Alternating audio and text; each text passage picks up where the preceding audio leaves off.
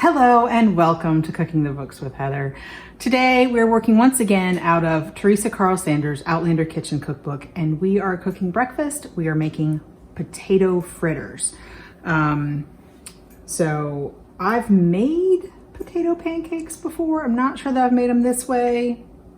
I usually make them out of mashed potatoes, leftover mashed potatoes, but these are using raw potatoes, fresh, raw, grated potatoes.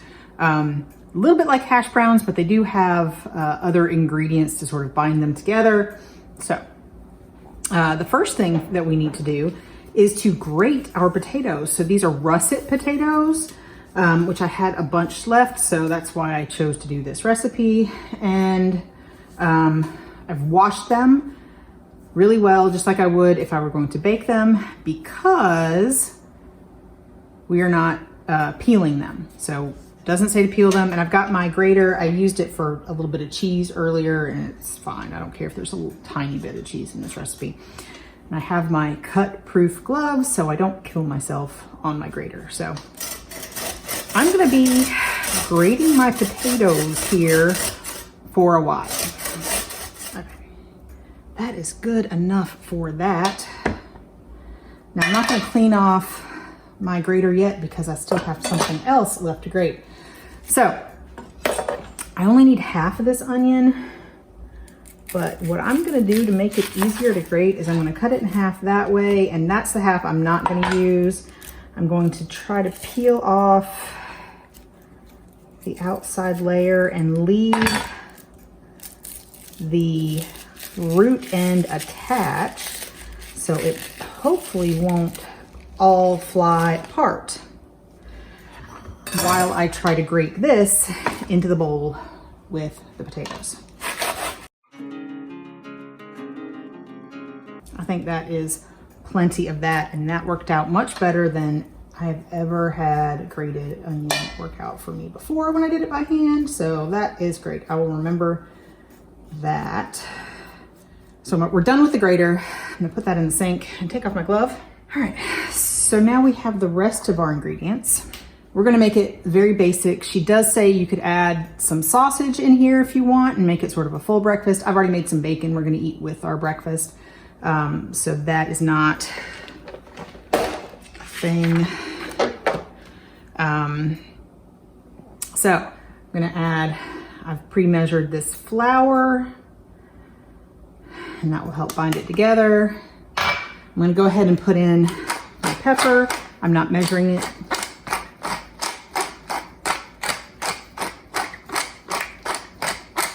That should be plenty. I am gonna measure my salt as she says. There we go. And now I need eggs. And I'm gonna break them into here just in case we get shell, because these eggs have really thin shells. So there's one. And one more. All right. So there we go. Now we just have to mix this up. I'm gonna go get a rubber spatula.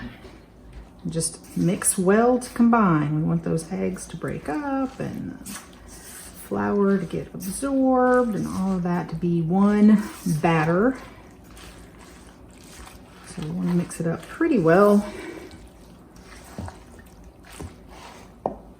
but not be super messy. I think that is pretty well mixed, and it kind of just looks at this point like potatoes, but it does have the eggs and the flour in there to keep it all together.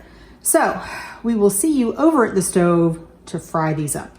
My oil is pretty hot right now, so I want to go ahead and get these started. It's a little bit lower than she said, so I'll have to turn it back up when I get this in, but I don't want it to burn. So half an inch of vegetable oil. She says medium-high heat, and drop by rounded tablespoonfuls in your pan, and try not to overcrowd it. So there's that. I have a paper towel lined sheet pan over here. to transfer it to. Okay. When they are done and the oven is set to, yeah, we're good now. The oven is set to 250. So once we put some in there, we're gonna go ahead and stash those in the oven just to keep them warm while we make the rest. Now my batter does have a bunch of loose egg water stuff. I'm gonna hope that that's okay and I don't need to add more flour. I'm not gonna add anything at this point. It just is what it is. She says these will be about 3 minutes per side. So we'll see. You wanna just turn them when they're golden brown. Yeah, it's not quite brown enough. So when they're golden brown, I have my sort of fish spatula and a stainless steel pan so I can use it. Not a non-stick. With a lot of oil like this, that should be absolutely fine. I'm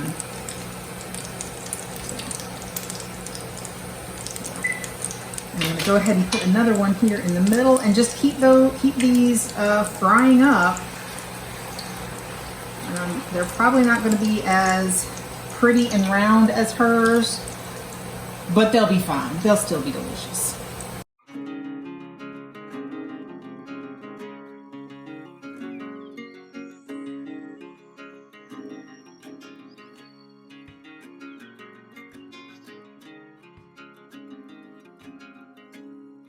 So these are all out. I'm gonna try and get these little bits of potato out so they don't burn. I'm just gonna be frying these up until we're all good.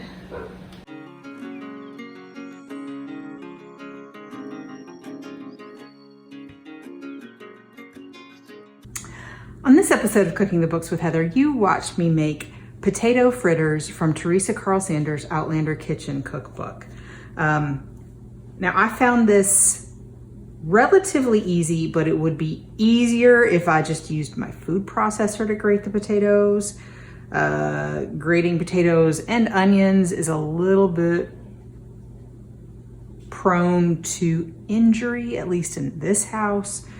Managed to get away with it this time, didn't have any problems, but I think grating it with a food processor would be a good idea. They ended up with just the right hint of onion, so I did like that addition. I did have a lot of extra sort of juicy stuff in the bottom where I think the onions and the potatoes with the salt sort of leaches some of their moisture out, and I just tried not to get too much of that into my potato fritters when I put it in the pan, so there was some left over at the end of cooking it, but all of that was fine. The potato fritters held together really well. They did not sort of break apart. They didn't taste sort of like there was too much flour in them, which I think is what I end up doing when I don't follow a recipe and I end up adding a little bit more flour because there's all of that liquid in there. And so I add more flour and then they just sort of end up sort of stodgy. These weren't really like that. They did kind of end up, they didn't feel like they were grated potatoes in there really at the end. It was more like, you know, if I'd made them with mashed potatoes, but they were good. They were delicious. Frying things kind of sucks, but that wasn't too bad. And the whole family liked them because, you know, they're fried potatoes, which everybody likes in my family.